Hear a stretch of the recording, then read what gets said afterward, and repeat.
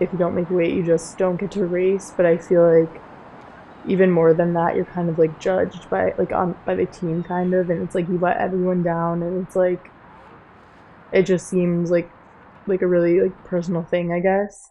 Like weight rowing for women, you have to be 130 pounds, and yeah, so I think it's just to make the it more competitive for girls who are like littler, I guess, or but sometimes it gets like pretty unhealthy, and that's why the NCAA doesn't like support it. The like average woman is like 160 pounds or something, I'm pretty sure. So like, yeah, it just doesn't make sense.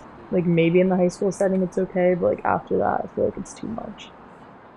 But I know a lot of girls like cut weight by like not eating, not drinking water, and then like with like spit cups, like on the way to regattas and stuff or weigh-ins, they'll just like spit in a cup and like like suck on Jolly Ranchers and stuff and like spit out like pounds of weight.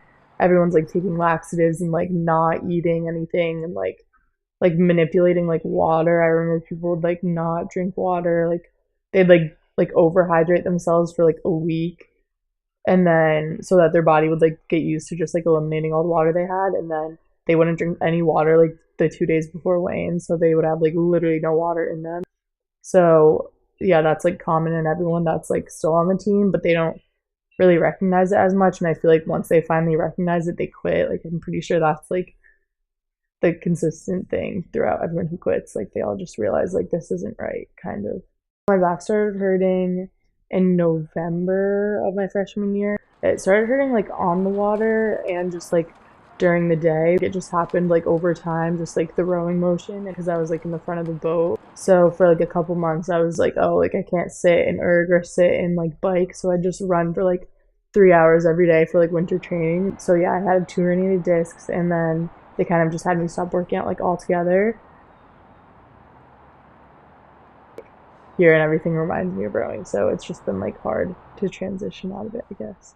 My like ideas of like what I was gonna do in college, like before I even went to college, like I was like I'm gonna row all 4 years, like I want to like win head of the Charles, I want to like win IRAs, like all this stuff. Like I had like really big like goals and stuff, and I just like totally like knew I could do it. Like I was like really determined and motivated, so I just thought like I don't know, I just kept hoping my back would get better kind of and was being really stubborn about it. And then I would go to doctors and they were like, well, if you want to like hold your kids one day, like and be able to like play with your kids and like literally like carry your own children, like it like your back out right now like would barely be able to do that, and like you can't keep pushing yourself like that. But I still had to go to weigh-ins, and we had weigh-ins like every Friday, and that was like really tough because I could see myself like gaining weight because I was like at an unhealthy weight for myself in high school. Like I was like 120 pounds, and I was like, well, I'm not gonna be competitive against this girl who's like 6'5" and like 170 pounds, you know? So I feel like honestly like eating normally has been like the hardest.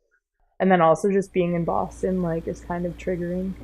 When that happened, I was like, okay, I have to get out of here. Like coming into college, I knew I wasn't going to be able to study abroad just because I wanted to row so bad. What's helped me a lot is I went abroad to Paris like the second I was medically disqualified.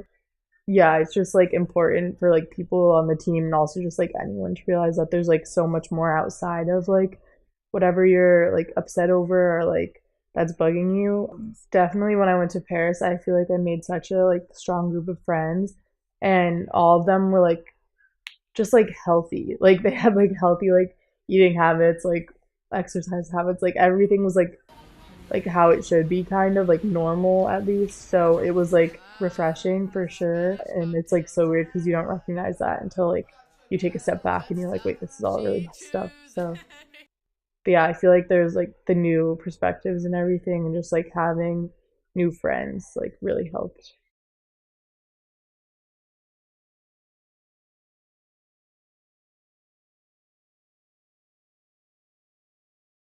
That's like my goal in this. If something feels off, get it checked out. Don't push through it. And like listen to your body, but also listen to your body. Like at the end of the day, like nothing's worth being paralyzed when you're like 30. If you can like put that off if possible. Yeah.